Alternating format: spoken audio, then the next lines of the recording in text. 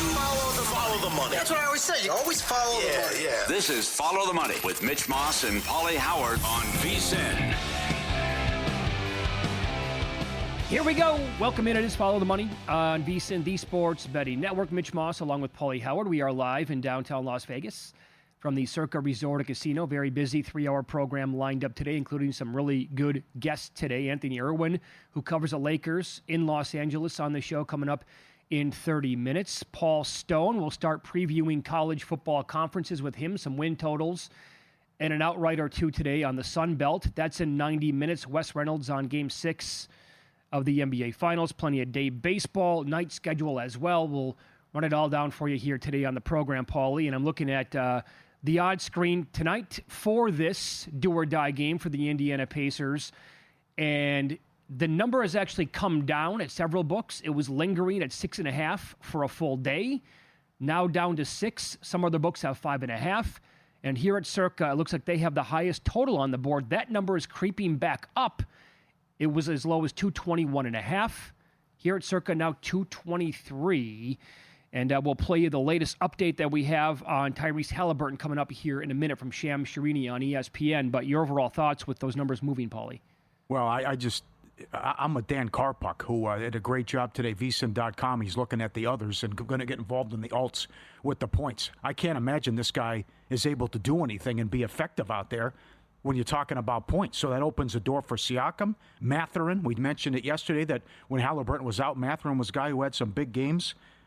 You can do a same-game parlay like with Nebhart to have at least 15 and 6, which pays 7-1. These are some juicy returns here. Mm-hmm. So I can't believe a guy who's banged up and with the bad calf who couldn't even score in the last game is somehow going to come out against the number one defense and able to give you anything significant from a scoring standpoint. I just can't see it based on what his game is. And if he can't, penetrate and take you off the dribble, what's he going to do shooting long range and threes, which I can't see you getting to 14 points. But I will say from the game, remember, OKC's 1-8 ATS on the road in the playoffs. Yeah. The only cover was the Miracle, which an all-time bad beat when they were down 4 with 3 minutes and somehow covered 6. Yeah, very easily could be 0-9 in the playoffs on the road. And by the way, Halliburton, like you said, 13.5 with the points.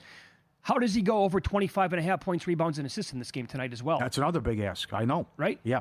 So that's a huge number. And here's what books now basically... Yeah, I was going to say, this is wide open, too, from, I think, the game leaders' standpoint. Like Siakam is 10-1 most points. Yeah. Mathurin is 9-1. Mathurin already cashed one ticket at a big price. I think most 150-1. Most threes tonight could be bonkers, too. That's another one. Some guy that is completely under the radar that you would never suspect, and he might hit at a huge number. So basically what the market has done now, shaping up these numbers with the others not named Halliburton, Nesmith, Nembhard, Mathurin, McConnell are all either 10.5 or 11.5 with their points tonight. Yeah. And then the PRA, McConnell's at 18.5. Nembhard has 19.5. Mathurin a little bit lower than that, and Nesmith is at 17.5 tonight. So basically, just pick your guy. Who do you like? Yeah. Will all four go over? That seems unlikely to me. But which player there, one or two of them, will go off based on Halliburton probably not being close to 100% in this game? Yeah, I think they all could. Yep. Mathurin was 10.5. He's now 11.5. Nembhard, I could see him having like a 15-5 game. And I played Nesmith over threes as well, and I think he could have a big game as well because you're taking away all those shots. I think you're taking away all those shots from Halliburton, and he can be more of just facilitator as well. But it also leads to the McConnell discussion. Like if this guy's going to play, and I agree with Brian Windhorst to call him a game-time decision. At this point, I would think he's going to play. It's the finals. That's what he. But how much run does McConnell get? Number one, he was so good in the last game. And how many minutes do you give him, even though your star player's hurt? Sure. The Pacers, as a refresher here, in the regular season, they were 4-5 straight up when Halliburton did not play. They were 2-7 ATS, did not go well there. And when he was out, here's the rundown of what it looked like for stats in those games. Siakam averaged 21.7 and 7.8 rebounds per game in those games. Nembhard went up to 14.6 points, 6 assists and 3.5 rebounds. Nesmith averaged 14.6 points per game without Halliburton, 6.5 rebounds as well. Mathurin was at 10.9, pretty much his number tonight.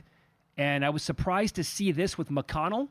8.6 points per game, 4.4 assists, and 3.2 rebounds per game as well. Those averages for him anyway would be way under tonight's PRA and stay under the points as well. But you figure Carlisle, I think, at this point knows that he made a mistake in Game 5, and that guy should have been on the court way more than what he was in the fourth quarter. He didn't barely came back in when the game was over with, and it was a blowout. Yep. And he was playing so well. So I will remind people as well that if you go back to last year, the Pacers were without Halliburton in the final 2 games of the Eastern Conference Finals against the Celtics. Right. Now, Boston won both games. They were both in Indiana, but those scores were 114 to 111 and 105 to 102. So they were tight, they were competitive, and that Boston team, say what you want. I mean, I don't love them historically, but they were a really good basketball team. And Indiana kept it close, and they were in it, to the end. And Nembhard was good in the back end too. Maybe that's the guy to look at, and not McConnell. Maybe he could be the guy. Yeah, Nembhard might be. I'm talking everything there. Points, rebounds, and assists. From a point standpoint, I think Mathurin with the move from 10.5 to 11.5 is correct. Now, this is about an hour ago on NBA Today, on ESPN, and to me, my takeaway was that the back end of this does not sound good. I could only bet Halliburton one way, and that would be with unders tonight. This is what Shams Charania had to say, the latest update here on Halliburton's status for tonight's game. Malika, I'm told that Tyrese Halliburton has every intention to go out and try to play here in this Game 6. He wants to be out there. He said as long as he can walk, he will be playing. But it is a calf strain, and the Pacers will evaluate him at their 5 p.m. Eastern time, walk through, see how he's feeling, and then pregame, their medical staff will make a determination. But listen, these are tricky injuries with the calf. We know the implications it could have on the rest of your leg. I was told today, if this were the regular season, Tyrese Halliburton would be missing multiple weeks. So if he is able to play, how does he look? How sharp does he look? Or how much does he struggle and how much is he limited? These are all questions going into this game for Tyrese Halliburton. Now, if that's accurate, and I'm not talking about the comment, I'm saying about like the overall status. Mm-hmm. And if the injury was really that bad in the regular season, he would miss multiple weeks. 25.5 points, rebounds, and assists tonight. I mean, there's a scenario where he goes out there in the first quarter and he knows he can't do it. Does damage makes it worse. It's not going well. Looks at the coach and says, it's not going to happen tonight. Get me out of here. Well, he might not do that, though, but that falls on Carlisle, while Carlisle blew it in the last game. Well, he said he wanted to play. So you're down 2 in the fourth quarter. You came all the way back. McConnell's been great. What are you talking about? Huh? Why does he have to play? No, he doesn't. That's the other thing. If he's going to miss 2 weeks, if it was a regular season, it's the fun. Why does he have to play if he's going to hurt the team? He didn't score in the last game. Right. He was the worst player, not only in the basketball game, it was one of the worst games by any player in the finals in like the history of the sport. The numbers don't lie. That's how bad the guy was. And you were in a better position when TJ McConnell was on the floor. Now, can McConnell bottle that up and have that same exact performance tonight? Maybe not, but he's a solid vet and a pro, and he's definitely had his moments here in the league. But I really can't touch this number based on Carlisle if he's going to stick with the guy again tonight. And if we find out in the next hour when Shams was talking about that's coming up at 5 o'clock Eastern with the walkthrough, if it's just too bad and he can't go, then I will have interest in betting Indiana. I would rather have them tonight with the points, knowing that Halliburton's not going to play at all in the game. Mm-hmm. Yep. They can hang tight without him. That's a big ask, and I know these are difficult questions, but to think he's going to score 14 points tonight, after what we saw in the last game, and then we'll even play, and how long can he go? And it's 13.5. Well, even if he goes out there and plays, is he going to have the full capability of a complete Tyrese Halliburton game that we've seen so many times in the last couple of years, where not only he's going to score in that range of 13, 14 points, then he's just going to operate the game as one of the best point guards in the league and dish out 8, 9 assists as well? Grab a couple of rebounds, jumping all over the place? Well, you don't think OKC's going to put pressure on him? Put pressure on him, bringing the ball up, make him work. He's hurt. Everyone knows it. Right. So that's the other thing. Pressure him, bring the ball up, and try to frustrate him and maybe make the injury worse. I think they really gave this series away. They missed their chance, yes. Yeah. Game 4, no doubt. And then, maybe they don't come back and win the game the other night in Oklahoma City, but his stubbornness there to keep playing that guy, he had no chance. Mm-hmm. Bad job. Yeah, how about Williams? I don't want the under. Last 3 games, 26, 27, and 40. He's 23.5 tonight. He's been awesome the last 3 games. Been terrific. And now there's at least a discussion who could win the MVP. SGA's 33.5 over minus 125. What do you want to do with that number? That one's tough. I don't know. Free throw merchant. No Scott Foster tonight. If it goes 7, it's going to be Scott Foster. Right. Why would Foster not be on the game tonight? They think he's the best official, so he would do the biggest game. But in typical What does NBA it say? fashion, he'd be on the game tonight to extend the series to a 7th game. What does it say about the officiating that the league thinks he's the best guy and he grades out as the best official and he's the most controversial and criticized official? Right. What kind of data are they going by? I don't know. Isn't that something? Yeah. Want to make smarter football bets this season? Start with VSiN Pro. For a limited time, grab our football special, the early bird rate of just $175. Full access through the Super Bowl. Our betting guide comes out in a couple weeks. Power ratings, ton of props, season-long bets. I took the Saints today. Most losses 4-1. What do you think? I saw that. That's not bad. That's at Will Hill. We're going to be rooting against each other because I took the rookie quarterback there to win Rookie of the Year at like 20-1 when the car news broke. Okay. Best bets, every host, every guest. The betting splits, DraftKings and Circa as well. Don't miss this early bird deal. VSiN.com/subscribe. Lock it in now. $175. VSiN.com/subscribe. The whole football season. Go get it. Tons of day baseball today. Some games are in the books, and we'll update the live betting numbers, the results from early games as well, coming up here on Follow the Money. It's VSiN, the Sports Betting Network.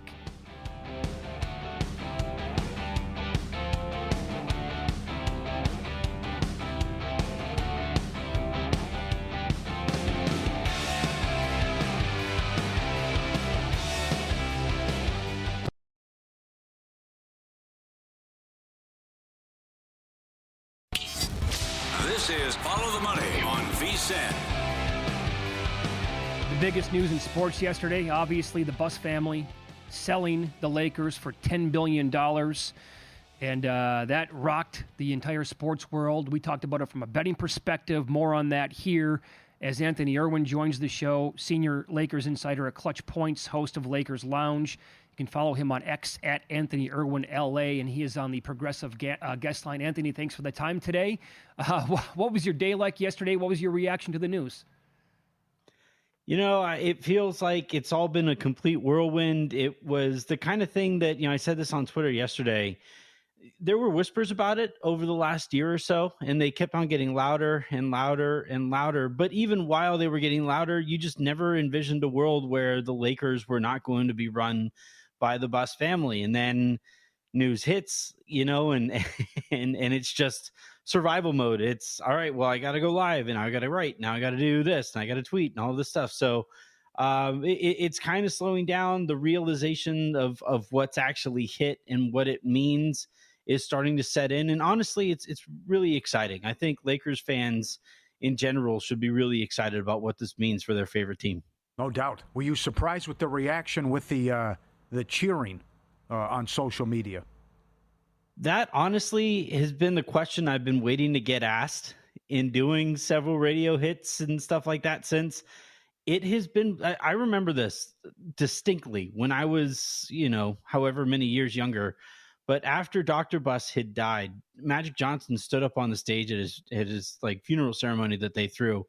And he basically begged Jeannie Buss, don't ever sell. Don't sell this thing. You have the city behind you. We are always going to be behind you. And then fast forward to yesterday, Magic Johnson's complimenting and praising Jeannie Buss for selling. Lakers fans in general were pretty overwhelmingly celebrating the moment and the idea that the Lakers were finally going to be run like a modern organization.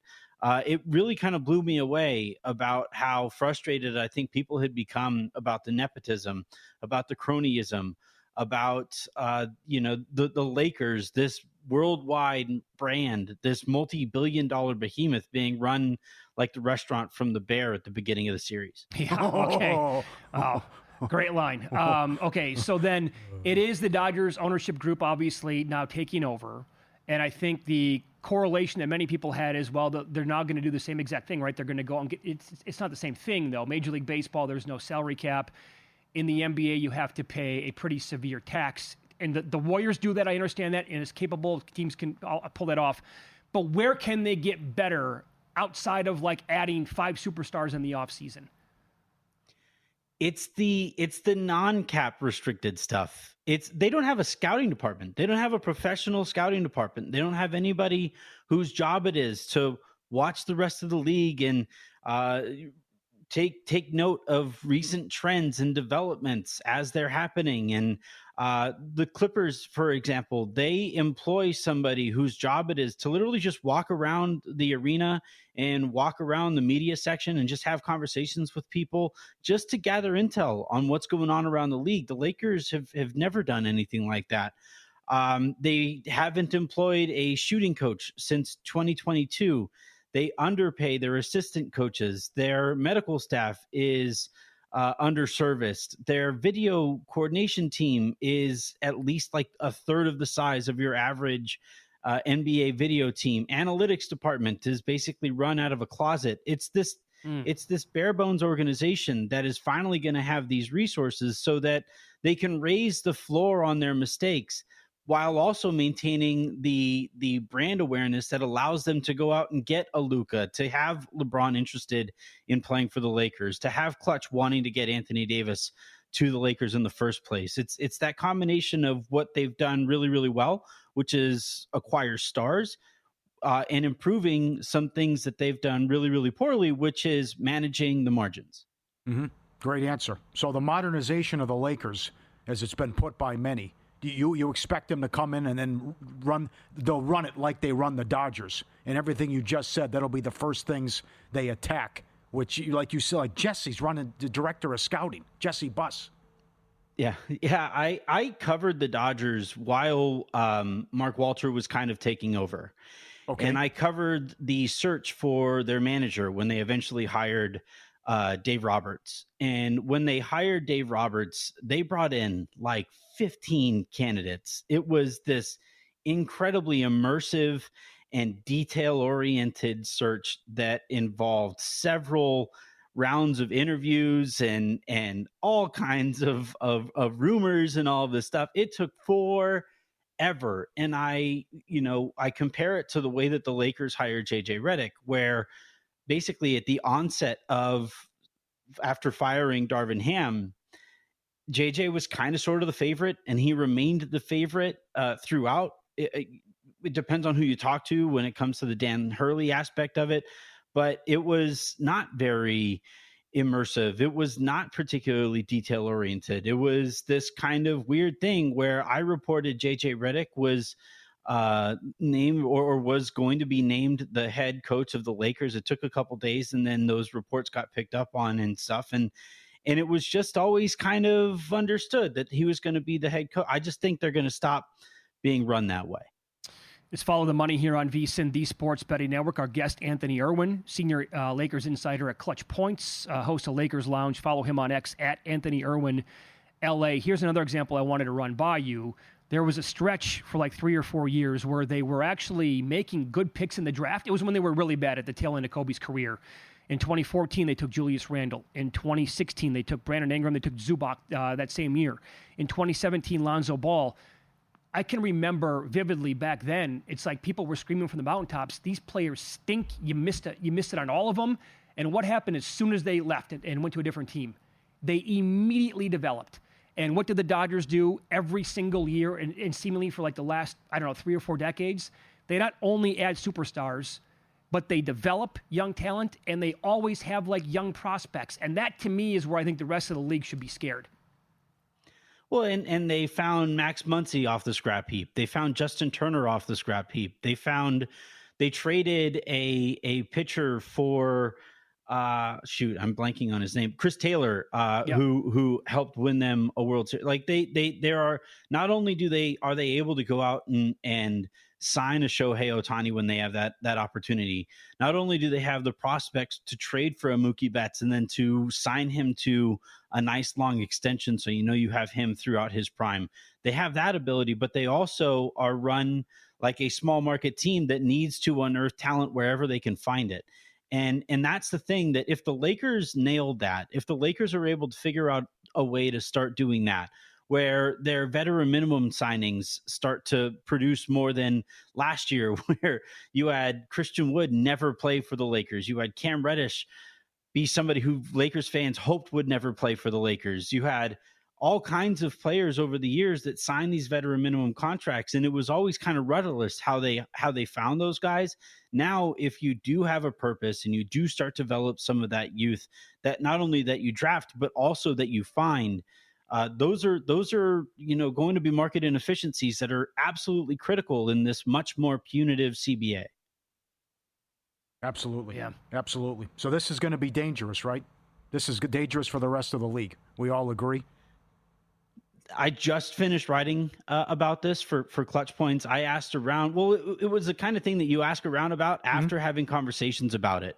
And they, the people who I spoke to over the last year or so, a lot of owners were hoping this day would never come because the Lakers, again, they even while the Lakers were able to bring in LeBron James after the ugliest stretch in franchise history. Yes. How many teams do everything in their power to be as great a landing spot for so many of these teams? Kevin Durant just told the Minnesota Timberwolves, "You're too cold, man," and the Lakers never have to worry about that. So now you combine that ability to attract stars at the upper echelon of the league, and then if they're also going to get proper resource investment from Guggenheim. That's the kind of thing that the league was really hoping. Not the league. The NBA is thrilled about the fact that their marquee franchise is going to be more consistently relevant moving forward. But the 29 other teams are not all that happy about this. Like 30 seconds here, but that's not for this offseason though, right? Like this is a short turnaround here, I believe. This would be for more like the year after or maybe even a couple years from now, don't you think? The point is to maximize Luka's tenure to a much greater extent than they maximized the LeBron and AD era, right? You had two top five-ish players there for a while. LeBron James told Father Time to just go chill over there for a while, and it didn't seem to matter. They missed the playoffs while they had both of those guys. Yeah. That is never going to happen under Mark Walter, under Guggenheim. They are going to be a much more consistent team here moving forward. Hey, Anthony, that was superb. Thanks so much for the time. We appreciate that. Thanks for having me. Anytime. There you go. Senior Lakers insider at Clutch Points. Follow him on X at Anthony Irwin LA. Up next, win lose. I still can't get over what we watched last night. You want to talk about a double whammy bad beat?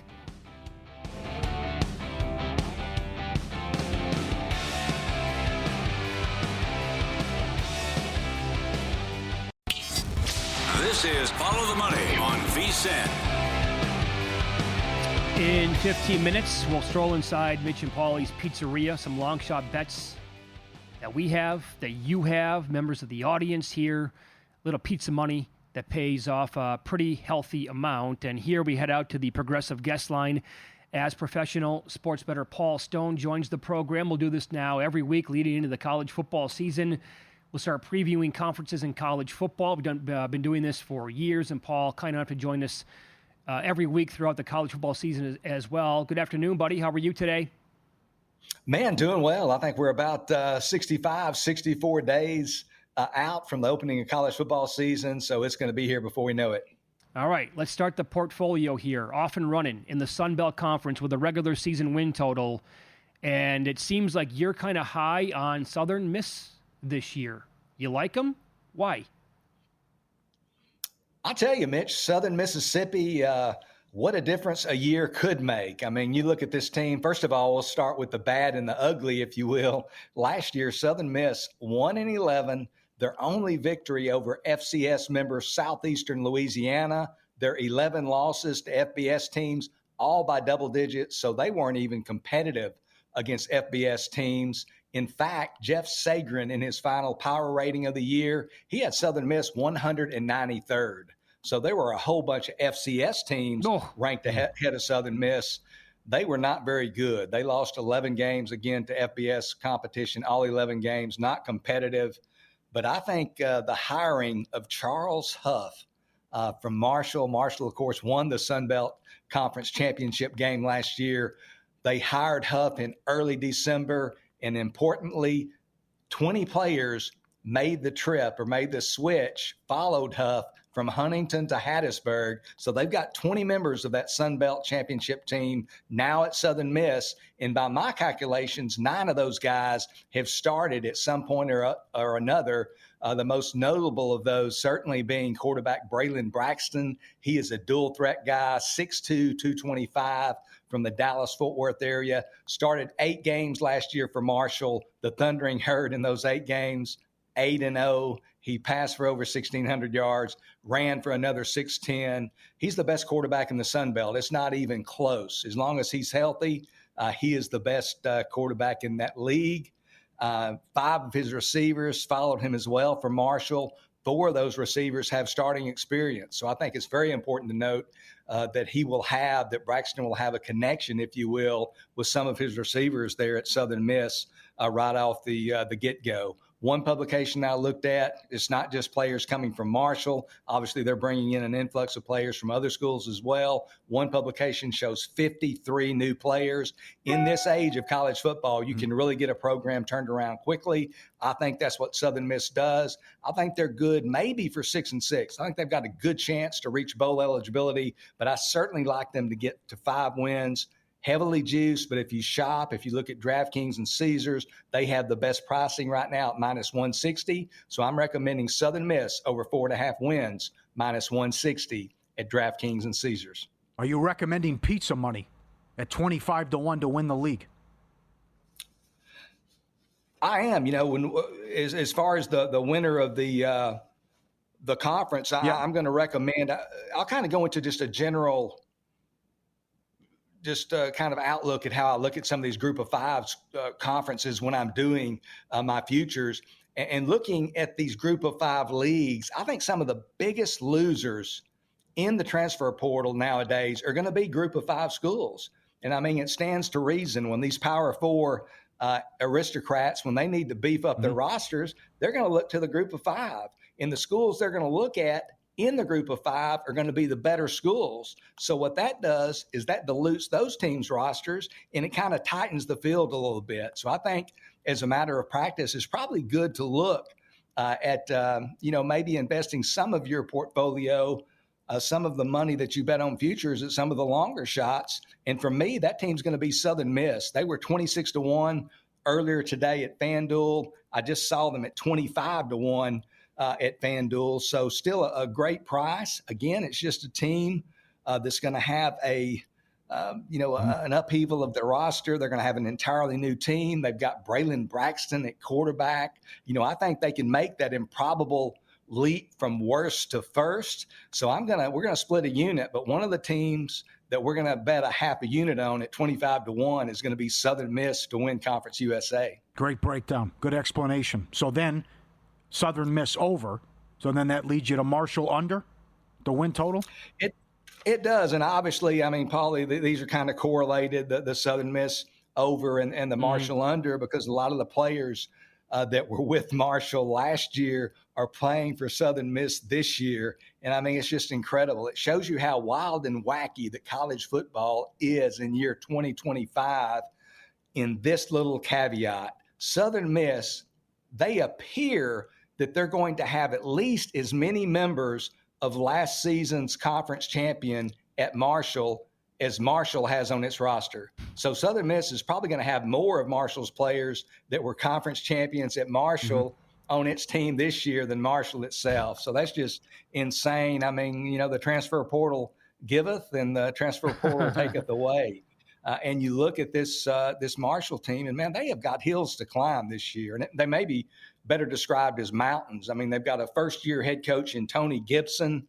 They return a grand total of 3 starters. And those starters are an offensive guard, a tight end who had 168 yards receiving last year, and a safety who was credited with 38 tackles. So not exactly all-conference type performers.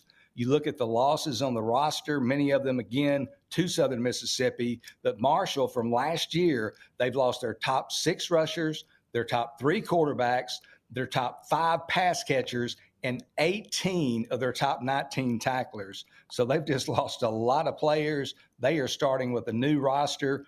Bill Connolly of ESPN, he does that returning production chart. He has Marshall ranked 130th in returning production out of 136 FBS teams. I respect Bill Connolly. He does a great job, but I'm going to have to disagree with Bill here. I think 130 is too fair to Marshall. I think they're lower than that. I think they're 131st or worse. They just don't have anybody back.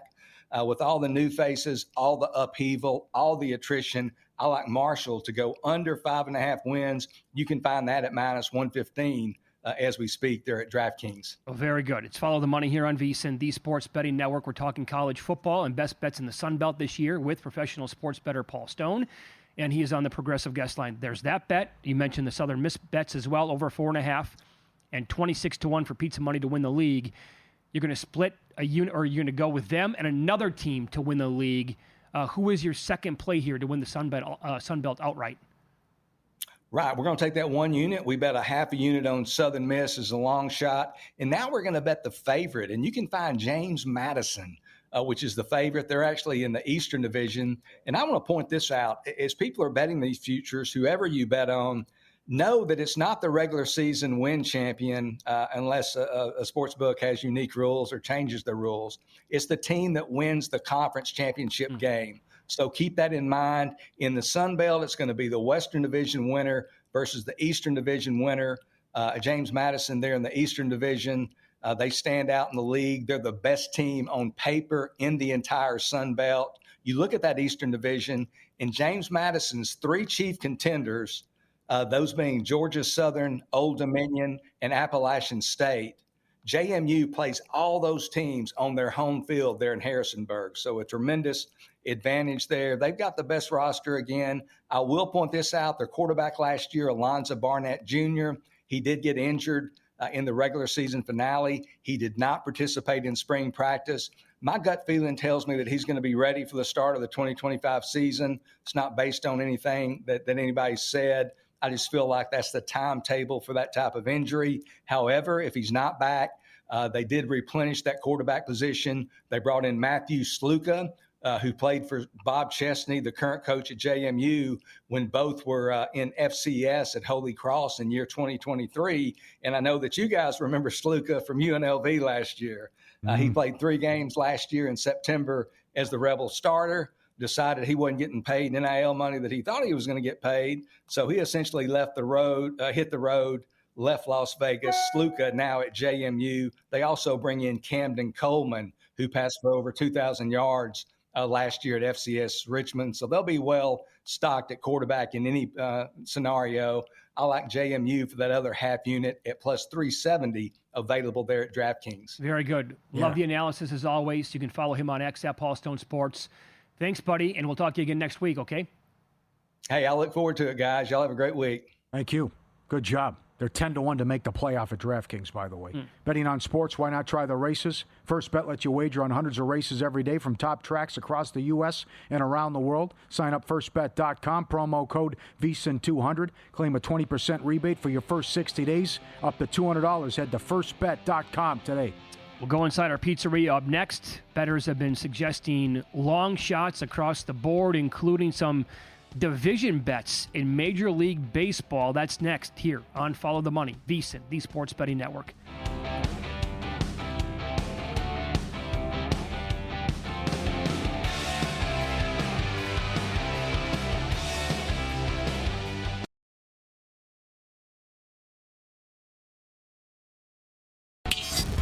This is Follow the Money on VSiN. Hungry for a winner? Sometimes all you need is a slice. You make this pizza? We swap pepperoni for parlays and give you alternate lines instead of anchovies. I'm telling you, this pizza idea is really gonna happen. From our kitchen to your wallet, sweat with us and throw some pizza money on it. Double meatball, pepperoni, sausage, peppers, onions, extra mozzarella. Welcome to Mitch and Polly's Pizzeria. Mitch and Polly's Pizzeria Tip Jar, sponsored by Mama's Pizza. Mama's Pizza, the best pizza in Texas since 1968. Check them out, mamaspizza.net. Their top seller, the Mama's size. 16 slices of pepperoni. They go crazy for it. Best pizza in Texas, Mama's Pizza. SMU to win the ACC. Oh, you're sticking to that neck of the woods, huh? 8-1. They're going to build something special there with all the billionaires. And now it's the wild, wild west with the NIL. Louisville, Miami, Syracuse at home, at Clemson, at TCU. Are you sure that you don't want to be on this Clemson hype train that I've been reading about for the last week and a half? $1.10 to win the conference? Oh, I've seen people make the case for them to, Paul, forget about it. Playoff team, national title contender. Come on. Klubnik's one of the favorites to win the Heisman. He's good, but isn't he the short shot to go number 1 overall next year in the draft? Should have lost that Pittsburgh game late, too, last year. They were lucky they got in the damn championship game. Yeah, Miami also choked down the stretch as well. I need to see it to believe it with Clemson. Damn right. Absolutely. A couple exactas here, too. Exact finish in the South. Houston, Jags, Colts, Titans, 9-1. Houston, Colts, Jags, Titans, 12-1. Are you betting the Texans to win the division outright, like around even money? Yeah. I think it's their division. Which team scares you the most? Good question. Will we see? I think it's going to be Danny Dimes' team. We're going to see. I don't disagree with that. Yeah. Who knows when Richardson's, how they feel about him and if he's going to be ready. Injuries and. Yeah. I also don't want to, sound foolish at this date because I'll do that enough throughout the entire year. But I don't want to be like telling you that Jacksonville, watch out for Jacksonville this year, right? Because haven't we heard that now for like the last 5 years anyway? Yeah. But there is a lot to like with that team, but it's like, okay, Houston's probably, head and shoulders above them. All right, rolling along here. Let's go through some of the stuff and figure out what's good, how good the pizza tastes. Other long shot bets that we have here. We got Steve in Ohio. Panthers to win the Cup. Thunders win the title. Mets World Series, 134-1. What do you think of that? Well, I love it because he's 1 win away, and then you can get so creative with the Mets. Sure. One of which, always keep in mind, Steve, in Ohio, you're close to a state that has circa. They will offer the no bet on the Mets the entire year to win the World Series. Yep. So you have that, and a shorter price would be to win the National League. Keep that in mind. That's right. Could have played it that way. Get ready to cry, like Ryan in New Jersey. Florida Gators to win the college basketball title. Thunder win the West. Arkansas College World Series, 335-1. Well, that's where we need to find out from Ryan. What did he do? Oh, Ryan. How did he proceed? Did he take LSU futures? They should be playing tonight to go to the championship. Oh, yeah. Damn. He's got to just be vomiting still after last night. Oh, that sucks. That's tough. Gary in Vegas, Sam Bennett, Conn Smythe, 22-1. Oh, these were coming in fast and furious. Yep, got a couple more from Jordan we'll show in a second as well. I saw 100. Yeah, he was 110-1 I think before the playoffs. Sure, yeah, one guy had that. Paul K. Brewers win the NL. Broncos win the Super Bowl. SMU wins it all in college football. What is that, 97,000-1? What is that? How big is that one? Okay, that's the biggest one I think we've ever seen. If let's really get nuts. Okay, hold on. Which one do you like the most there? To me, it'd be the middle. Broncos. It'd be the Broncos. I mean, what is SMU?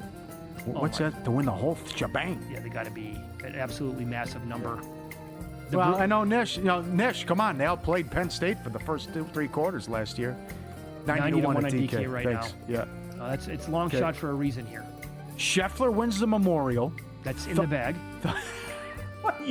That's right. Okay, I thought. Okay, this is not the Memorial. This is 2 weeks ago. Right. Okay, you're right. You're right. Thank you. Thunder win the title. Liberty win the WNBA repeat. Pete in New Hampshire, 13-1. Okay. Well, he's cooking. Not bad. Sure. Scheffler just gave one back. Blue Jays win the American League East. Oh, I can already see this happening. Yeah. And Saskatchewan wins the Grey Cup, 140-1. Lee in Canada. Wow. Yeah. How's it going, eh? Steamroller, eh? That's awesome. Mexico wins the Gold Cup. Coco wins Wimbledon. Orioles make just to make the playoffs. Oh, Brian, 262-1. Well, it's the American League, so yeah, crazier things have happened there. Yeah, and I see my gal Sabalenka's plus 270 to win Wimbledon, which starts Monday. Montesano. Mike Montesano, skiing's MVP.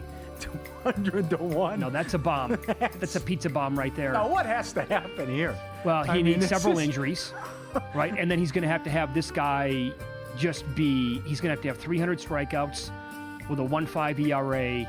But how many wins is he going to have? I know. What is he gonna be? But they got to make the playoffs. He's got to carry them. He's got to have like a Doc Gooden season. I don't think the playoffs. I don't think that has to happen anymore. In You baseball. don't? No, I don't think so. I think voters would look elsewhere. For him to win MVP? Okay. All right. But You're probably right. it's the With the people that five. he has to overcome. Yeah. All right.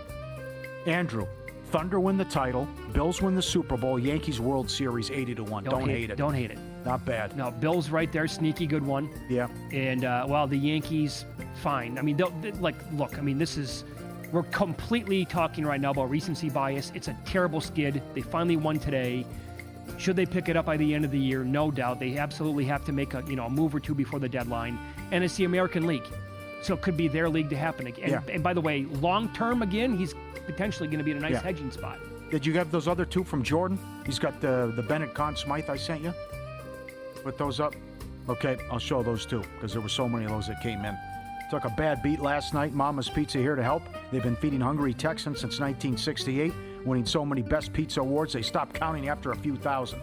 That's what he told me. Jordan Scott told me Mama's has the crust. It's the crust, baby, that beats the spread every time. Fresh ingredients, award-winning pies, and a taste you don't want to fade. Thinking long-term value? Franchise opportunities available. Check them out. mamaspizza.net. Dallas, Fort Worth, Houston. Mama's Pizza, the only pick that always covers. mamaspizza.net, and get the mama size. The 16 slices, get that pepperoni. And this is where he has me roped in because I appreciate pizza for the crust or for the sauce, and I want it simple. I know that you're a big meat lovers guy. I'm not. I want to go there, and I think that you can tell a lot about a pizza place by the margarita pizza. That's it. I want it simple, and I just want to be able to enjoy a good crust. To me, is absolutely the real deal. And if I like a pizza place with good sauce, I get extra sauce every single time. It's an underrated topping. Good. Okay, and that's why we like that Three Little Pigs at Rocco's. They had that good crust, and they had that garlic parmesan underneath. Yeah. And here's Jordan with a couple Bennett Conn Smythe. 20-1 and 13-1 and 13-1. This is from our buddy Chris Massaro. Good job. He was tweeting us last night. Well, he was celebrating Karen Reed.